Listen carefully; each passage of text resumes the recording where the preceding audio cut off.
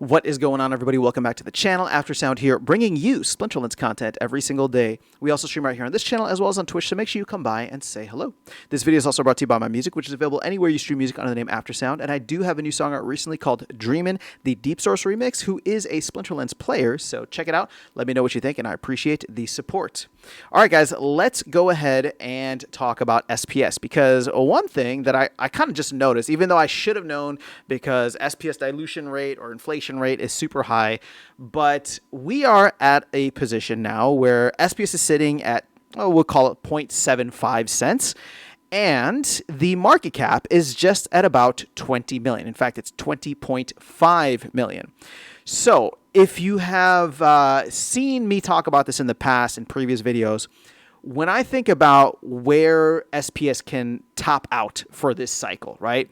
And what I mean by that is, where do I think it's could potentially hit? Now, this is not a price prediction. I know I just prefaced it like it's going to sound like one, but the benchmark that I use when I think about this kind of thing, not that it's going to hit there, none of this financial advice, I'm not saying that it will, but the benchmark that I use is what was the previous all-time high of the market cap, not the token price, because that was over $1, right? But of the token of the market cap.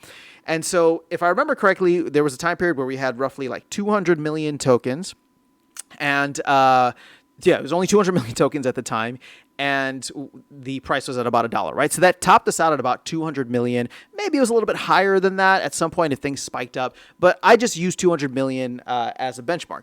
Well, now that makes it actually quite simple, because our current market cap, and this is fully diluted too, so there was a hell of a lot of inflation that happened with all the tokens being minted, right? We are now at 20 million, which means we are a 10x from that 200 million. So when you apply that now to the token price, we would go from 0.0074 to, we'll say, 7.5 cents. This is a big difference from where we were, I don't know, maybe earlier this year or sometime last year when I was making these same kind of videos talking about the market cap all-time high. And my range was in the 10 to 12 cent range, thinking that, like, okay, if we get that wave of money, that same wave of money that came in during the 2021 bull run, that pushes SPS up to the $200 million market range, it'll get us to 10 cents, 12 cents, right? Somewhere around that range. Now, obviously, we've printed a bunch more tokens since then. We've burned a couple too, right? We burned 100 million, so it's not nothing. But if you just look at the basic math here, right? A 10x on this will get us to 200 million.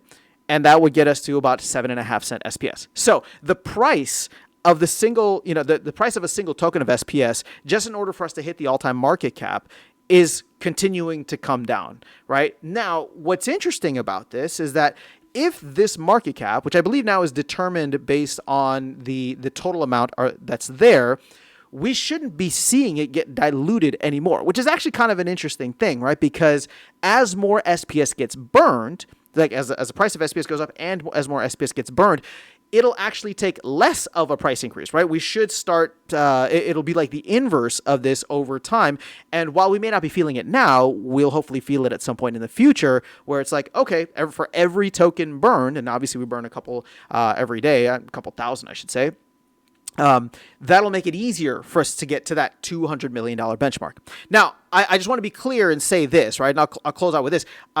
That $200 million benchmark, while it has historical, it's historically relevant, it's still just arbitrary, right? When you think about the market cap or the market capitalization of Splinterlands as a whole, as an entire project, I mean, everything has been inflated to a certain extent. I guess we have the same amount of land, but we definitely have more land resources and places in which people can put things such as the land LPs.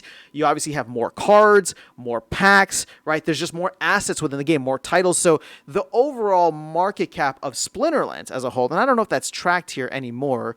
Maybe it is. Okay, so here you got, what is this, 38 million for the card market? So check this out. I mean, the card market itself is actually bigger than the SPS. It's almost double the size of SPS, right?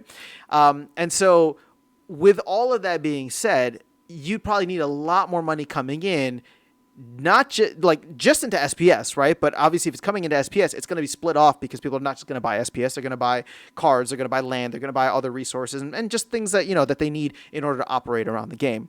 Now, again, long term, I'm not concerned about this, but it is interesting that we might have hit this inflection point where we are reversing what has happened in terms of how the market cap is calculated and what this kind of all-time high pricing will be, or a token price will be, based on the all-time high market cap. So again, just trying to share that with you guys. This is kind of where we're at right now, looking at a 7 to 7.5 penny range for the $200 million all-time high market cap. That is a far cry. That is 93% down from where the token price all-time high was.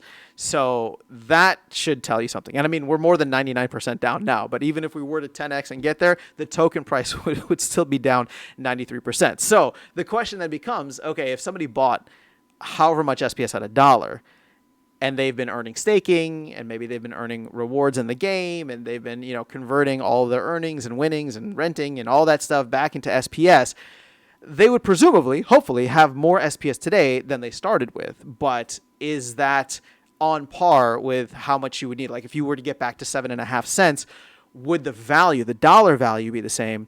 And I don't think that's the case when stuff is down 90+% across the board. So that is all I have for you guys in this video. Just want to share with you the updated numbers, but let me know your thoughts in the comments below. Otherwise, I'll catch you all in the next one and see you around the game. Take care.